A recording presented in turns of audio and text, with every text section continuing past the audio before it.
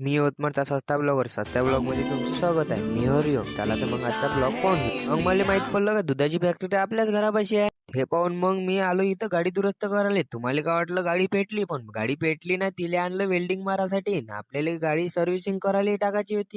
कामात काम बंदच कामं करून घ्या रे बा म्हणलं गाडीचे. मग टाकली इथं सर्व्हिसिंगले, तर आपल्या आत्तेभावाच्याच दुकानात आणली बा सर्व्हिसिंगले. याले म्हणलं चांगली टकाटक करून दे रे बा म्हणलं.